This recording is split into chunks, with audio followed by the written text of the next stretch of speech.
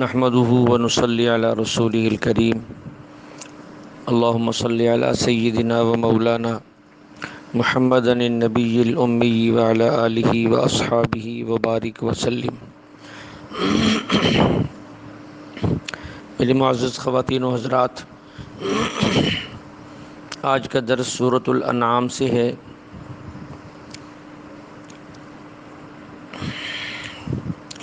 یہ بڑی ہی اہم صورت ہے۔ یہ صورت چند آیات کے علاوہ بیک وقت مکہ مکرمہ میں نازل ہوئی۔ حضرت عبداللہ ابن عباس رضی اللہ عنہما فرماتے ہیں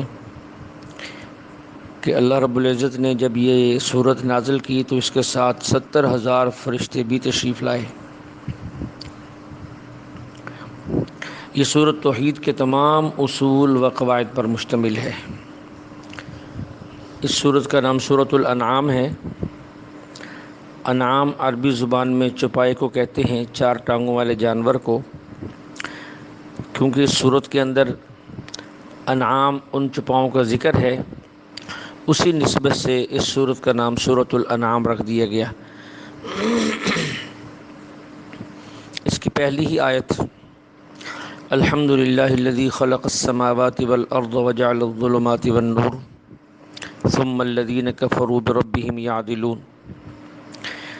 اس صورت کا آغاز اللہ تعالیٰ نے الحمد سے کیا ہے، تعریف سے کیا ہے، تاکہ بندوں کو معلوم ہو جائے کہ تعریف کیسے کی جاتی ہے۔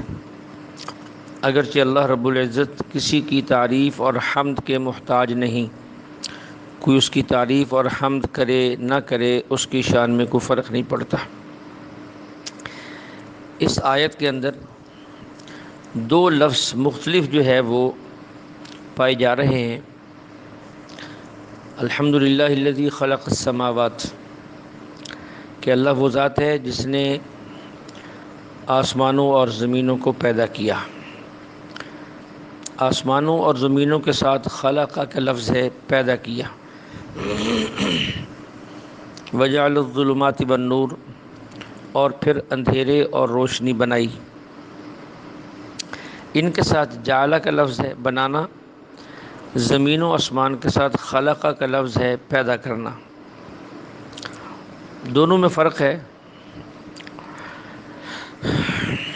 آسمان و زمین کا ذکر جب ہوا تو پیدا کا لفظ استعمال کیا گیا، جب اندھیرے اور نور کی بات ہوئی تو فرمایا کہ ہم نے بنایا۔ تو پیدا کرنے اور بنانے میں کیا فرق ہے؟ مفسرین کرام لکھتے ہیں کہ آسمان اور زمین اصل ہیں، اندھیرے اور روشنی اس کے تابع ہے۔ اس لیے اصل چیز کو خلقہ سے تعبیر کیا، یعنی پیدا کرنے سے، اور جو چیزیں اس کے تابع ہیں اسے جعلہ سے تعبیر کیا، بنانے سے۔ اس کو آپ آسان مثال سے بھی سمجھ سکتے ہیں کہ ایک بندے نے مسجد بنائی تو مسجد اصل ہے، باقی بہت ساری چیزیں اس کے تابع ہوتی ہیں کہ اس پہ رنگ کیا گیا ہے، روشنی کے لیے لائٹیں لگائی گئی ہیں، تو یہ ساری چیزیں اس کے تابع ہوتی ہیں۔ تو تابع کا ذکر اور طرح سے ہوتا ہے، اصل کا ذکر اور طرح سے ہوتا ہے، کیونکہ نور اور اندھیرے اس کے تابع ہیں۔ اس لیے اللہ فرماتے ہیں ہم نے بنایا، آسمان اور زمین اصل ہیں، اس لیے اللہ فرماتے ہیں ہم نے پیدا کیا۔ یہاں ایک سوال ہے کہ آسمان کے لیے سماوات جو جمع کا لفظ ہے وہ استعمال کیا گیا، اور زمین کے لیے ارض جو واحد اور مفرد کا صیغہ ہے وہ استعمال کیا گیا۔ حالانکہ جس طرح آسمان ہیں اسی طرح زمینیں بھی، جس طرح آسمان ساتھ ہیں اسی طرح زمینیں بھی ساتھ ہیں۔ سورۃ طلاق کے اندر اللہ فرماتے ہیں اللہ الذی خلق 7 سماوات ومن الارض مثلہن، کہ اللہ وہ ذات ہے جس نے 7 آسمان بنائے اور انہی جیسی اتنی ہی زمینیں بھی بنائی۔ لیکن اس کے باوجود بھی یہاں سماوات جمع ہے اور ارض واحد ہے۔ اس سے بظاہر یوں لگتا ہے کہ آسمانوں کی تعداد زیادہ ہے اور زمین کی ایک ہی ہے، حالانکہ ایسا نہیں۔ اہل علم مفسرین نے بات سمجھانے کے لیے یہ جواب لکھا ہے کہ آسمانوں پر 7 کا لفظ بولنا اور زمین پر نہ بولنا، اس کی وجہ یہ ہے کہ آسمان اپنی حیت اور خصوصیات کے لحاظ سے ہر آسمان دوسرے سے الگ ہے، اور 7 زمینوں میں سے ہر زمین اپنی حیت اور عمومی خصوصیات کی وجہ سے الگ نہیں ہے بلکہ ایک جیسی ہے۔ اس لیے آسمانوں کے لیے جمع کا لفظ لائے ہیں اور زمین کے لیے ایک کا لفظ لائے ہیں۔ یہاں ایک اور بات یاد آ گئی، ہمارے اکابرین میں قاسم العلوم والخیرات حضرت مولانا محمد قاسم نانوتوی رحمۃ اللہ علیہ بانی دارالعلوم دیوبند، ان کی ایک کتاب ہے تحذیر الناس علی اثر ابن عباس۔ حضرت عباس رضی اللہ عنہ کی ایک روایت ہے، وہ فرماتے ہیں کہ اللہ رب العزت نے 7 زمینیں پیدا کی ہیں، اور ہر زمین میں ایک آدم ہے جیسا کہ تمہاری زمین پر ایک آدم ہے، اور ہر زمین میں ایک نوح ہے جیسا کہ اس زمین پر ایک نوح تھے، ہر زمین پر ایک موسیٰ ہے جیسا کہ اس زمین پر ایک موسیٰ ہے، ہر زمین پر ایک عیسیٰ ہے جیسا کہ اس زمین پر حضرت عیسیٰ تھے، اور ہر زمین میں ایک محمد ہیں جیسا کہ تمہاری زمین پر ایک محمد ہے۔ تو یہ حدیث مبارکہ ہے، یہ بڑی عجیب سی حدیث ہے۔ تو بعض لوگوں نے تو اس حدیث کا سرے سے انکار کر دیا کہ یہ غلط ہے۔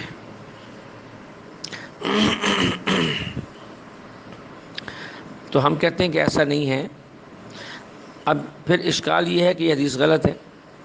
اگر ہم اس حدیث کو صحیح مانیں تو پھر اشکال یہ ہے کہ خاتم النبیین کون سے محمد ہیں؟ پہلی زمین والے، دوسری والے، تیسری والے، چوتھی والے، پانچویں والے، چھٹی والے، خاتم النبیین کون سے رسول، کون سے محمد علیہ السلام ہیں؟ اب بات سمجھ میں نہیں آئی تو بعض لوگوں نے کہا کہ ہم مانتے ہی نہیں۔ ہمارے شیخ حضرت مولانا محمد قاسم نانوتوی رحمۃ اللہ علیہ فرماتے ہیں کہ صحابی نے ایک بات کہی ہے، اس کا انکار نہیں کرنا چاہیے، بلکہ اس کا معنی ایسا کر لو جس سے اعتراض ختم ہو جائے۔ یعنی صحابی کی بات کو رد کیوں کریں، صحابی کی بات کا معنی ایسا بیان کر دیں جس پر اعتراض ہی نہ ہو۔ مجھے ہمارے دوست مفتی راشد مدنی صاحب دامت برکاتہم، جو ختم نبوت کے مبلغ ہیں رحیم یار خان کے، ایک دفعہ مجھے کہنے لگے کہ میں کوئٹہ کے جلسہ پہ تھا تو مولانا محمد الیاس گھمر رحمۃ اللہ علیہ نے وہاں تحذیر الناس کی اسی حدیث ابن عباس کو اس انداز سے کھولا کہ عقل حیران رہ گئی، اور ایسا آسان تفہیم کے ساتھ بات سمجھائی کہ سمجھ میں آ گئی۔ تو یہاں حضرت کی پوری بات تو نہیں نقل کی جا سکتی، لیکن ان کی بیان کی ہوئی تشریح جو ہے، بعض لوگوں کو اللہ تعالیٰ خودآداد صلاحیتیں دیتے ہیں، وہ مشکل چیز کو سمجھ بھی پاتے ہیں اور مشکل چیز کو آسان تفہیم میں سمجھا بھی دیتے ہیں۔ ایسے بہت سے اکابرین گزرے ہیں۔ ہمارے قریب زمانہ میں مولانا محمد علی جلندری رحمۃ اللہ علیہ کو اللہ نے اس خصوصیت سے نوازا تھا۔ ان کے بعد ہمارے شیخ مربی حجت اللہ فی الارض حضرت مولانا محمد امین صفدر رکاڑوی رحمۃ اللہ علیہ کو بھی اللہ نے ایسی ہی خصوصیت دی تھی کہ مشکل مضامین کو بہت ہی آسان اور عام فہم بیان کر دیتے تھے۔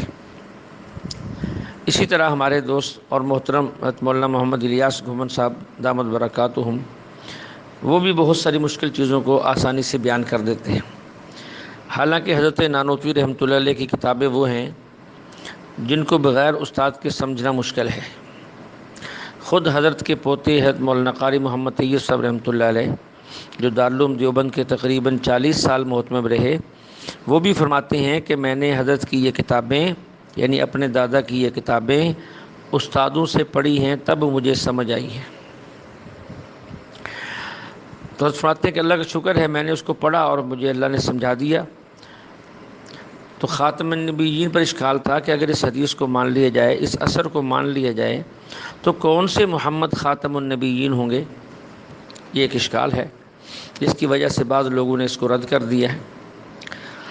تو حضرت فرماتے ہیں کہ حضرت نانوتوی رحمۃ اللہ علیہ فرماتے ہیں کہ دنیا کا ایک اصول اور ضابطہ ہے، پہلے اسے سمجھیں، پھر اس حدیث اور اس اثر کا مطلب خود سمجھ آ جائے گا۔ اگر کوئی مکان، کوئی بلڈنگ 7 منزلہ بنی ہوئی ہو تو اس میں پہلی منزل کون سی ہے یہ طے کرنی ہوتی ہے، اور آخری کون سی ہے یہ طے کرنی ہوتی ہے۔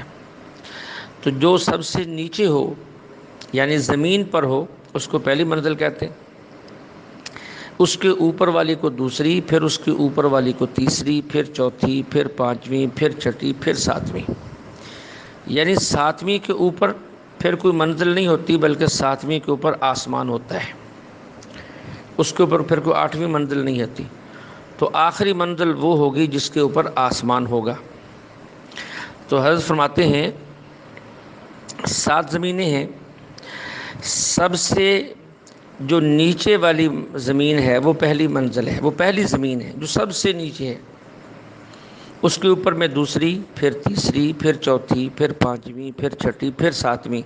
یعنی جس زمین پہ ہم رہتے ہیں یہ ساتویں زمین ہے، یعنی یہ آخری منزل ہے زمین کی، کیونکہ ہمارے اوپر کوئی زمین نہیں، ہمارے اوپر پھر آسمان کا خول ہے۔ جیسے بلڈنگ میں 7ویں منزل وہ تھی جس کے اوپر کوئی اور منزل نہیں تھی بلکہ آسمان کا خول تھا، ایسے ہی ہماری زمین یہ آخری منزل ہے زمین کی، اس کے اوپر کوئی اور زمین نہیں ہے بلکہ آسمان کا خول ہے۔ تو بات آسان ہو گئی ہے کہ آخری زمین کے اندر جو محمد ہیں وہی آخری نبی ہیں۔ ہماری زمین بھی آخری ہے، اس لیے آخری نبی یہی ہیں جو ہماری زمین کے اندر ہیں۔ اب دیکھیے کوئی ایسا اشکال نہیں تھا جو سمجھ میں نہ آئے، لیکن بشرطے کہ کچھ سمجھانے والا ہو۔ اسی طرح اسی آیت کا دوسرا جملہ وَجَعَلَ الظُّلُمَاتِ وَالنُّورِ، لفظ ظلمات کو بھی جمع لائے ہیں اور لفظ نور کو واحد مفرد لائے ہیں۔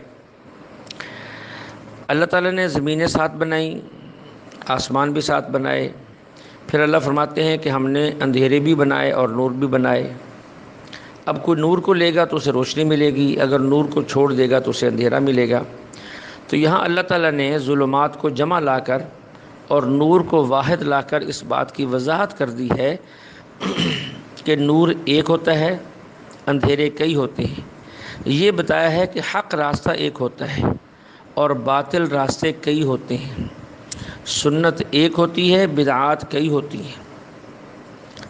آپ اپنے ملک میں گھوم لیں، کشمیر چلے جائیں، سرحد کے اندر چلے جائیں، گلگت کی طرف نکل جائیں، چترال اور چلاس کی طرف نکل جائیں، بلوچستان کے دور دراز علاقوں میں چلے جائیں،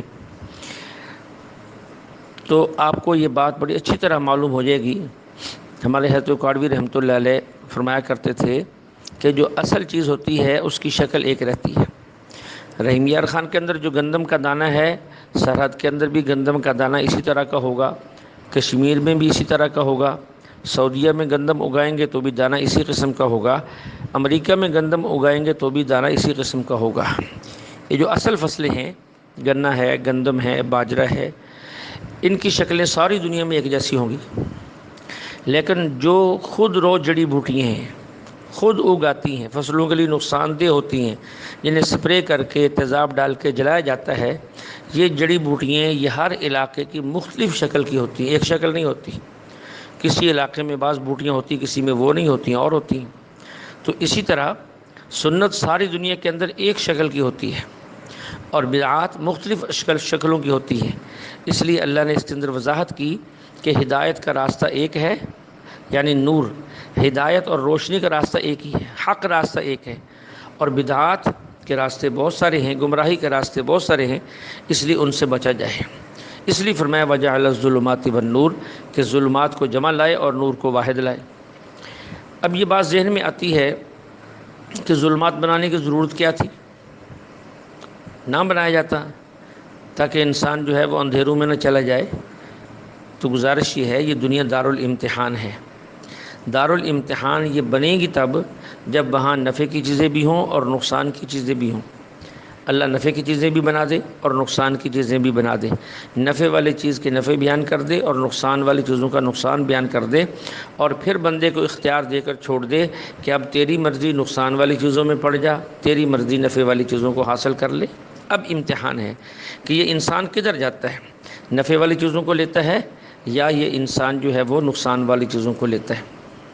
تو مقصود اس پہلی آیت کا توحید کی حقیقت اور اس کی واضح دلیل کو بیان کرنا تھا۔ توحید کی حقیقت اور اس کی واضح دلیل کو بیان فرما کر دنیا کی ان تمام قوموں کو متنبع کرنا۔ کون سی اقوام؟ یا تو وہ سرے سے توحید کے قائل ہی نہیں ہیں، یا قائل ہونے کے باوجود توحید کی جو حقیقت ہے اس کو چھوڑ بیٹھے۔ دیکھیے، مجوس دنیا کے اندر دو خدا مانتے ہیں، دو خالق مانتے ہیں، ایک خیر کا خالق اور ایک شر کا خالق، اور انہی دونوں کو وہ نور اور ظلمت سے تعبیر کرتے ہیں۔ ہندوستان کے مشرک دیکھ لیں، ہندو 33 کروڑ دیوتاؤں کو خدا کا شریک بناتے ہیں۔ آریہ سماج توحید کے قائل ہونے کے باوجود روح اور مادہ کو قدیم اور اللہ تعالیٰ کی قدرت اور خلقت سے آزاد قرار سمجھ دیتے ہیں، یعنی توحید کی حقیقت سے ہٹے ہوئے ہیں۔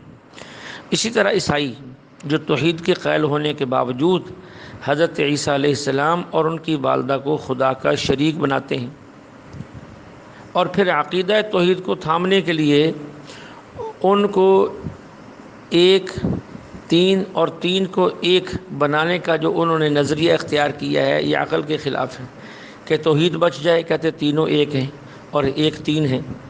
عقیدہ توحید بھی بچ جائے، لیکن کیسے بچے گا کہ انہوں نے یہ باتیں از خود گھڑی ہوئی ہیں۔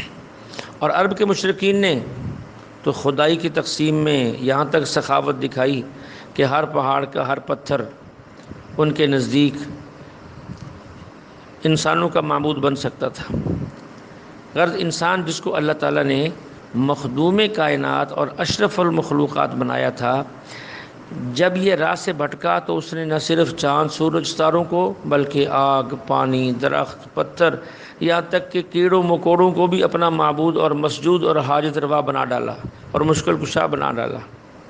قرآن کریم نے اس آیت میں اللہ تعالیٰ کو آسمان و زمین کا خالق، اندھیرے اور اجالے کا بنانے والا بتلا کر ان سب غلط خیالات کی تردید کی ہے کہ نور و ظلمت، آسمان و زمین، ان میں پیدا ہونے والی تمام چیزیں اللہ تعالیٰ کی پیدا کی ہوئی ہیں اور بنائی ہوئی ہیں، تو پھر ان کو کیسے خدا تعالیٰ کا شریک تم سمجھتے ہو؟ پہلی آیت میں عالم کبیر یعنی پوری دنیا کی عظیم ترین چیزوں کو اللہ تعالیٰ کی مخلوق اور محتاج بتلا کر انسان کو صحیح عقیدہ توحید کا سبق دیا گیا ہے۔ اس کے بعد پھر دوسری آیات میں انسان کو بتلایا ہے کہ تیرا وجود خود ایک عالم صغیر ہے، اگر اسی کی ابتدا اور انتہا اور بود و باش پہ تو نظر کرے تو عقیدہ توحید ایک واضح حقیقت بن کر سامنے آ جائے گی۔ تو اس کے بعد جو دوسری آیت ہے،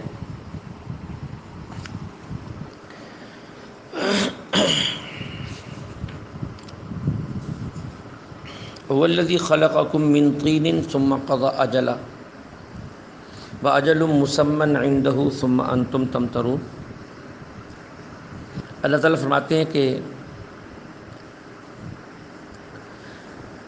اللہ وہ ذات ہے جس نے تمہیں مٹی سے پیدا کیا۔ حضرت ابو موسیٰ اشعری رضی اللہ عنہ فرماتے ہیں کہ حضرت آدم علیہ السلام کو مٹی کی خاص مقدار سے بنایا گیا کہ زمین کے ہر اجزاء لے کر اس میں شامل کیے گئے۔ یہی وجہ ہے کہ حضرت آدم علیہ السلام کی اولاد میں ہر قسم کے لوگ ہیں، کالے بھی ہیں، گورے بھی ہیں، سرخ بھی ہیں، نرم مزاج بھی ہیں، سخت مزاج بھی ہیں، پاکیزہ طبیعت بھی ہیں، خبیث طبیعت کے لوگ بھی ہیں، کیونکہ زمین کی اقسام مختلف ہوتی ہیں۔ تو یہاں ایک بات عجیب ہے جو بظاہر سمجھ میں نہیں آتی۔ اللہ فرماتے ہیں میں نے تمہیں مٹی سے پیدا کیا، ثم قضا اجلا، پیدا کرنے کے بعد تمہاری موت کا ایک وقت مقرر فرما دیا۔ یہاں تک تو بات سمجھ میں آ رہی ہے۔ پھر آگے فرماتے ہیں وَأَجَلٌ مُّسَمًّى عِندَهُ، اور ایک مقرر موت کا وقت اللہ کے پاس بھی موجود ہے۔ اب یہ بات سمجھ سے بالاتر ہے بظاہر، بندہ سمجھتا ہے کہ عجیب جملہ ہے۔ پہلے اللہ فرماتے ہیں تمہیں مٹی سے پیدا کیا اور موت کا وقت مقرر کر دیا، یہ تو ٹھیک تھا۔ پھر اللہ فرماتے ہیں کہ ایک موت کا وقت مقرر ہے، وہ اللہ کے پاس ہے۔ اب اس بات کو سمجھنے کے لیے آپ کی توجہ کی ضرورت ہے کہ جہان دو قسم کے ہیں، جس کو ہم عربی میں عالم کہتے ہیں۔ عالم لام کی زیر کے ساتھ علم والے، اور عالم لام کی زبر کے ساتھ کا معنی جہان۔ عالم دو قسم کے ہیں، ایک عالم اجمالی ہے اور ایک عالم تفصیلی ہے۔ انسان کا جو وجود ہے یہ عالم اجمالی ہے اور پوری کائنات یہ عالم تفصیلی ہے۔ ایک جہان بندے کا خود اپنا وجود ہے اور دوسرا جہان جو ہے وہ پوری کائنات ہے۔ بندے کا وجود ایک مستقل جہان ہے لیکن یہ درجہ اجمال میں ہے، اور پوری کائنات ایک مستقل الگ جہان ہے جو درجہ تفصیل کے اندر ہے۔ آپ پوری زمین کو دیکھ لیں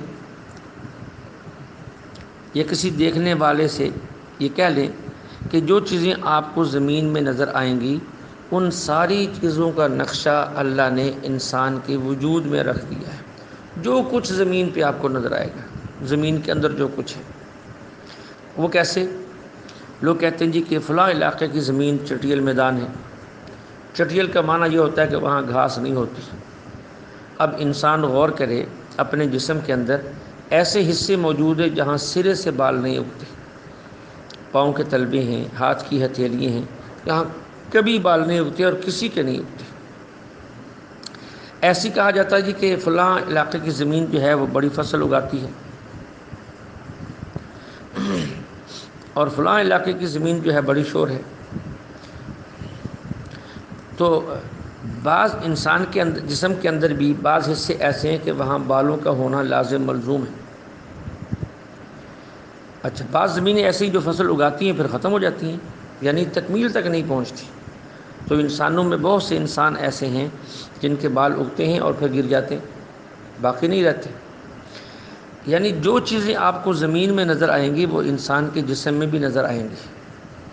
آپ کوئی اس کی مثال لے لیں، یہ الگ مسئلہ ہے کہ مجھے معلوم نہ ہو، آپ کو معلوم نہ ہو۔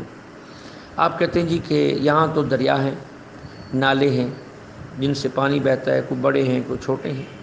تو اس کی مثال اللہ نے انسان کے اندر انتڑیوں کی شکل میں رکھ دی ہے، چھوٹی انتڑیاں، بڑی انتڑیاں، پانی گزرنے کی، کھانا گزرنے کی، وغیرہ وغیرہ وغیرہ۔ دنیا کے موسم مختلف ہوتے ہیں، زمین پر موسم مختلف ہیں، کہیں گرم کہیں سرد۔ تو انسان کے وجود میں بھی بعض حصے ایسے ہیں جو گرم ہوتے ہیں اور بعض ایسے ہیں جو سرد ہوتے ہیں۔ اچھا، دنیا کے اندر عجیب نظام ہے، کہیں پانی جمع ہوا ہوتا ہے اور کسی علاقے میں پانی حرکت میں رہتا ہے۔ تو انسان کے وجود کے اندر بھی ایسا ہے، بعض جگہ ایسی ہیں کہ وہاں ہر وقت خون جمع ہی رہتا ہے، وہ کبھی نہیں پگھلتا، جیسے کلیجی ہے، تلی ہے، ہمیشہ یہ خون جمع رہتا ہے۔ اور باقی بہت سی جگہیں ایسی ہیں جہاں انسان کا خون ہر وقت بہتا رہتا ہے۔ یعنی جتنے مناظر زمین میں ہیں اتنے مناظر اللہ نے انسان کے جسم کے اندر رکھ دیے ہیں، درجہ اجمال کے اعتبار سے انسان کے جسم پر رکھ دیے ہیں۔ تو یہ ایک الگ جہان ہے۔ اللہ تعالیٰ فرماتے ہیں میں نے تم کو مٹی سے پیدا کیا، پھر موت کا وقت مقرر کر دیا۔ ایک موت کا وقت میں نے جہان اجمالی کا رکھا ہے، جہان اجمالی کا، اور وَأَجَلٌ مُّسَمًّى عِندَ، ایک وقت موت جہان تفصیلی کا رکھا ہے۔ یعنی ایک وقت وہ ہے جو انسان کی موت کا ہے، ہر فرد کی موت کا ہے الگ الگ، اور ایک وقت موت پورے جہان کا ہے کہ پورے جہان پر موت آئے گی، جس کو ہم قیامت سے تعبیر کرتے ہیں۔ تو موت بڑے جہاں کی ہوگی، چھوٹے جہاں کا نام انسان ہے اور بڑے جہاں کا نام پوری کائنات ہے۔ موت انسان کے وجود پر بھی آتی ہے اور پوری کائنات پر بھی، جس سے ہم قیامت کہتے ہیں، وہ آئے گی۔ اب بات واضح ہو گئی کہ جو پہلے فرمایا گیا کہ میں نے تمہیں مٹی سے پیدا کیا اور تمہاری موت کا وقت مقرر کیا، اس کے اندر جہان اجمالی کا ذکر تھا اور اس کی موت کا ذکر تھا۔ پھر جو اللہ فرماتے ہیں وَأَجَلٌ مُّسَمًّى عِندَهُ، اور موت کا ایک وقت وہ ہے جو میرے پاس ہے، اس کے اندر جہان تفصیلی کا موت کا وقت جو ہے وہ مقرر کیا گیا، اس کا علم اللہ کو ہے، وہ قیامت کی شکل کے اندر واقع ہوگی۔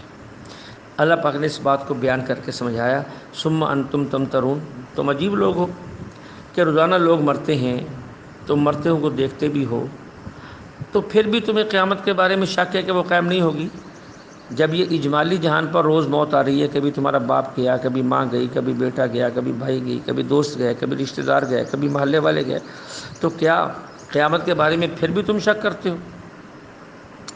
اس کے بعد جو ہے آگے حضور علیہ السلام کو ایک خطاب کیا گیا ہے کہ یہ کافروں کا کام ہے کہ وہ بے جا مطالبات کرتے ہیں. تو اللہ کے نبی کی یہ چاہت ہوتی ہے کہ کوئی بھی بندہ جو ہے وہ جہنم میں نہ جائے. اللہ نے حضور علیہ السلام کی صفت بیان کی، حریص علیکم، بہت حریص ہے میرا پیغمبر. بعض آیت کے اندر تو یہ ہے لعلک باخع نفسک الا یکونوا مؤمنین، لعلک باخع نفسک علی آثارہم ان لم یؤمنوا بہذا الحدیث اسفا. اے محبوب، کیا اگر یہ ایمان نہیں لائیں گے آپ ان کے غم میں گھل جائیں گے؟ ان کے غم میں گھل کر ان کے بارے میں سوچ کر آپ اپنی جان کو ہلاک کر دیں گے؟ میں کہ نہیں، ان کی بیجا مطالبات پر جو ہے وہ آپ پریشان نہ ہوں، کیونکہ جو ماننے والے ہوتے ہیں وہ بلا وجہ مطالبات نہیں کرتے ہیں، وہ صرف بات پر ہی اعتماد کرتے ہیں، اور جو منہ مانگے موج سے مانگتے ہیں وہ ایمان نہیں لایا کرتے. اس لیے اللہ کے نبی علیہ السلام کی تڑپ پر اللہ تسلی دے رہے ہیں. اللہ کے نبی کی چاہت تو یہ تھی کہ جو کافر معجزہ مانگے فوراً ظاہر ہو جائے تاکہ وہ ایمان لے آئے، جہنم سے بچ جائے اور جنت میں چلا جائے. تو اس پر یہ آیت اسی صورت کی وَإِن كَانَ كَبُرَ عَلَيْكَ إِعْرَاضُهُمْ فَإِنِ اسْتَطَعْتَ أَن تَبْتَغِيَ نَفَقًا فِي الْأَرْضِ أَوْ سُلَّمًا فِي السَّمَاءِ فَتَأْتِيَهُمْ بِآيَةٍ. کہ محبوب اگر ان کا اعراض تجھے بھاری لگتا ہے، یعنی آپ کی چاہت یہ ہے کہ ان کا مطالبہ پورا ہو جائے، تو پھر آپ دیکھ لیں، یا تو کوئی زمین میں سرنگ بنا لیں اور وہاں جائیں، یا کوئی سیڑھی لگا کر آسمان پہ چڑھ جائیں اور ان کے منہ مانگے مطالبے اور معجزے لے آئیں، دیکھ لیں کیا ہوتا ہے. آپ لے بھی آئیں تب بھی یہ ایمان نہیں لائیں گے. کیوں نہیں لائیں گے؟ فرمایا وَلَوْ شَاءَ اللَّهُ لَجَمَعَهُمْ عَلَى الْهُدَىٰ. اگر اللہ چاہتا تو ان سب کو ہدایت پر جمع کر دیتا. اس لیے لوگوں کے فرمائشی مطالبے، فرمائشی معجزوں کی وجہ سے پریشان نہیں ہونا چاہیے. جیسے بعض کافروں نے کہا کہ اگر آپ اس پہاڑ کو سونے کا بنا دیں تو میں کلمہ پڑھ لوں گا. اب آپ کی خواہش یہ تھی کہ سونے کا بن جائے تو یہ مان لیا جنت میں چلا جائے، لیکن یہ فرمائشی مطالبات ہیں. اللہ کی مشیت اور چیز ہے، اللہ کے علم میں ہے کس نے ایمان لانا ہے کس نے نہیں لانا. اس لیے آپ علیہ السلام کی تکلیف اپنی جگہ، لیکن اللہ جل شانہ نے بات کو واضح کر دیا ہے کہ آپ کے ذمے ان کو دلیل سے سمجھا دینا. بس ماننا نہ ماننا یہ ان کا کام ہے. اللہ کو منظور ہوگا تو ہدایت پر آ جائیں گے، اللہ کو منظور نہیں ہوگا تو ہدایت پر نہیں آئیں گے. اس لیے آپ ایسی فکر مت کریں کہ آپ اپنی ہی جان کو ختم کر دیں. تو اس سے ایک بات سمجھ میں آئی اور آپ بھی سمجھیں، میں بھی سمجھوں. ہمارے بعض دوست ایسے سیدھے سادے بھولے بالے ہوتے ہیں، ایک بندہ مصروف ہے، پڑھا رہا ہے، مطالعہ کر رہا ہے، کیا ہے، فون کر دیتے ہیں یا کبھی کسی کو لے کر آ جاتے ہیں، اس لڑکے کی بات سنیں گی، اچھا بھی سناؤ، بات سن لی، اب اس کو دلیل دیں، اچھا دلیل دے دی، کہتا یہ وہ نہیں مانا، بھی پھر ہم کیا کریں، کوئی اور اس سے اچھی دلیل دیں، اچھا بھی اور اچھی دلیل دے دیتے ہیں، بھئی اب کیا ہوا، کہتا یہ نہیں مانا، اس کے لیے کوئی خاص ٹائم نکالے تاکہ اس کو سمجھایا جائے. اب اس سے یہ بات سمجھیں کہ ہدایت اللہ کے ہاتھ میں ہے، وہ اسے ملنی ہے یا نہیں ملنی یہ اللہ کے علم میں ہے. ہمیں خام خواہ فکر کرنے کی ضرورت نہیں ہے. ہمارے ذمہ ہے کہ آنے والے کو دلیل سے سمجھا دیں، وہ مانے اس کی مرضی، وہ نہ مانے اس کی مرضی. اب ساری زندگی اسی ایک کی فکر میں نہیں رہنا. اب اس بات کو ایک مثال سے سمجھیں. ہر بندہ دلیل کو نہیں سمجھتا، اور اللہ سے بڑی ذات کوئی دلیل پیش کرنے والی نہیں ہے. جب اللہ تعالیٰ نے حکم دیا فرشتوں کو کہ حضرت آدم کو سجدہ کرو تو سب نے سجدہ کیا، ابلیس نے نہیں کیا. تو اللہ نے فرمایا کہ تو نے کیوں نہیں کیا؟ تو ابلیس نے کہا کہ اس لیے کہ مجھے آگ سے بنایا ہے، آگ بلندی کی طرف جاتی ہے، آدم کو مٹی سے بنایا ہے، مٹی نیچے کی طرف جاتی ہے، تو اوپر کی طرف جانے والی چیز افضل ہوتی ہے بمقابلہ نیچے کی طرف جانے والے کی. اب دیکھیے کہ اللہ تعالیٰ کو اس کا جواب نہیں آتا تھا کہ شیطان کو جواب دیں اور شیطان مطمئن ہو جائے، لیکن اللہ تعالیٰ نے جواب نہیں دیا، بلکہ اللہ تعالیٰ نے جو فرمایا ہے ہم وہ کریں. فرمایا اخرج، دفع ہو جائے، یہاں سے نکل جا، میری جنت سے نکل جا. تو ایسے لوگوں کا یہی علاج ہے. ایک ہوتا ہے جسے غلط فہمی ہو، ایک ہوتا ہے جس کو ضد ہو. یہ ابلیس ضدی تھا، اسے کوئی غلط فہمی نہیں تھی. اگر اللہ اس کو جواب دے بھی دیتے یہ پھر بھی ایمان نہ لاتا۔ اس لیے فرمائشی معجزات پر آپ کو تسلی دی گئی ہے کہ آپ پریشان نہ ہوں کہ ان کو یہ معجزہ میں نے ضرور دکھانا ہے، اس لیے کہ معجزہ دیکھ کر بھی یہ ماننے والے نہیں ہیں۔ لیکن اگر پھر بھی آپ کہتے ہیں کہ نہیں میں نے دکھانا ہے، تو پھر اللہ ٹھیک ہے آپ آسمان پہ چڑھ جائیں یا زمین میں گھس جائیں اور معجزہ لے آئیں اور لا کر ان کو دکھا دیں۔ تو خلاصہ ساری بات کا وہ ہے جو میں نے عرض کر دیا ہے، وہ یہ ہے کہ ہمارے ذمہ ہے کہ آنے والے کو دیکھیں کہ یہ ضدی ہے یا اسے کوئی غلط فہمی ہے۔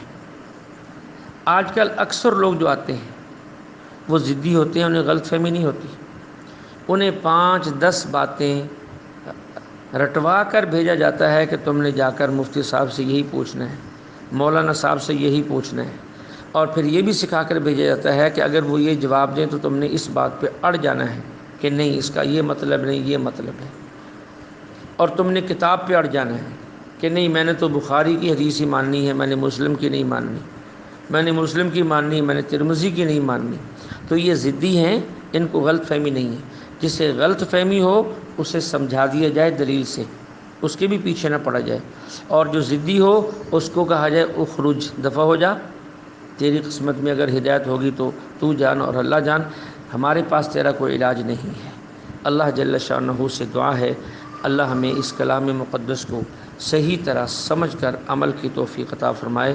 وآخر دعوانا ان الحمد للہ رب العالمین۔